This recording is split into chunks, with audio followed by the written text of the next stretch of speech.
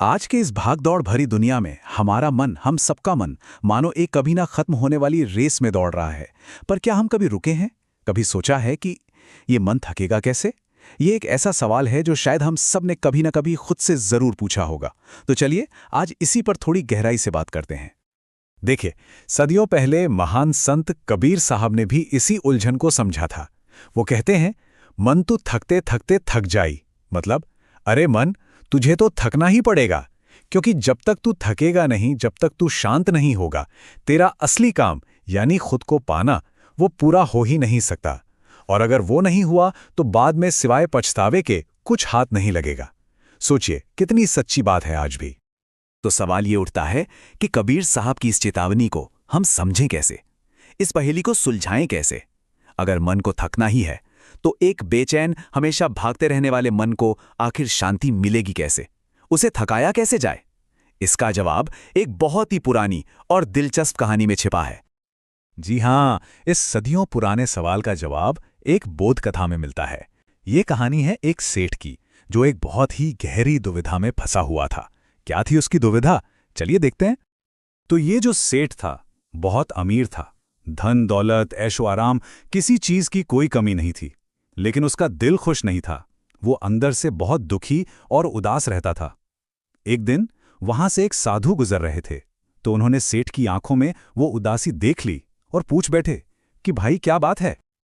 सेठ ने जवाब दिया, महाराज, मेरे पास इतना काम है कि मैं करते करते बस थक जाता हूं। आराम का एक पल भी नहीं है मेरे पास।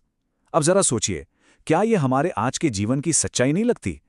ये एक ऐसी परेशानी है जिससे आज न जाने कितने ही लोग जूझ रहे हैं। सेठ की ये हालत देखकर साधु ने एक बहुत ही अजीब और सच कहूं तो एक खतरनाक उपाय सुझाया। एक ऐसा सौदा जो सेठ की समस्या तो सुलझा सकता था, पर उसमें दांव पर लगी थी सेठ की अपनी जान। साधु ने कहा, ठीक है, मैं तुम्हें एक भूत देता हूं। अब देखिए, भूत कोई मामूली सेवक तो होता नहीं। उसके पास होती है असीम शक्ति, अलौकिक ताकत, लेकिन उसकी फितरत होती है हमेशा बेचैन रहने की। वो एक ऐसी आग की तरह है जिसे लगातार जलने के लिए कुछ ना कुछ चाहिए। उसे हर पल काम चाहिए। तो साधु ने कुछ बहुत ही सख्त शर्तें रखी। पहली, कि भूत हर काम पलक झपकते ही कर देगा। दूसरी शर्त, उसे एक पल के लिए भी खाली नहीं बिठाना है। और तीसरी, सबसे खतरनाक शर्त, कि अगर उसे काम नहीं दे पाए तो वो तुम्हें ही मार डालेगा। हाँ, और एक आखिरी सलाह दी कि जब तुम्हारे पास सिर्फ एक ही काम बचे तब मुझे याद करना। तो भाई सेठ ने भूत से अपने सारे काम करवा लिए। बड़े बड़े महल बनवाए, कुएं खुदवाए, जो कुछ भी वो सोच सकता था सब हो गया। शुरुआत में तो उसे लगा कि उसकी लॉटरी लग गई, लेकिन बहुत जल्द उसके पास काम ही खत्म हो गए और अब उसकी जान पर बनाई। यहीं से कहानी का सबसे दिलचस्प मोड़ आता है, बांस का समाधान। तो जब भूत अपनी डरावनी आंखों से उसे घूरते हुए अगला काम मांगने आया, सेठ बुरी तरह घबरा गया। उसके पास उसे देने के लिए कोई काम था ही नहीं। दिमाग बिल्कुल खाली हो गया था। उसे लगा बस अब मौत सामने खड़ी है। और तभी उसे साधु की वो आखिरी बात याद आई, एक आखिरी उम्मीद। उसने फौरन साधु को याद किया। साधु प्रकट हुए। उन्होंने सेठ की पूरी परेशानी सुनी और फिर उन्होंने एक ऐसा उपाय बताया जो सुनने में तो इतना साधारण था कि शायद हंसी आ जाए, लेकिन असल में वो बहुत ही चतुर और गहरा उपाय था। साधु ने कहा, एक काम करो, इस भूत से कहो कि एक बांस का खंबा लाए और उसे जमीन में गाड़ दे। फिर उसे एक ऐसा काम दो जिसका कोई अंत ही न हो। उसे हुक्म दो कि इस बांस पर चढ़ो और फिर उतरो, चढ़ो और फिर उतरो, और ये तब तक करते रहो जब तक मैं तुम्हें कोई दूसरा काम ना दूं। भूत ने ठीक वैसा ही किया। वो अपनी पूरी ताकत से बांस पर चढ़ता, फिर उतरता, फिर चढ़ता, फिर उतरता। ये सिलसिला घंटों दिनों तक चलता रहा। और जानते हैं क्या हुआ?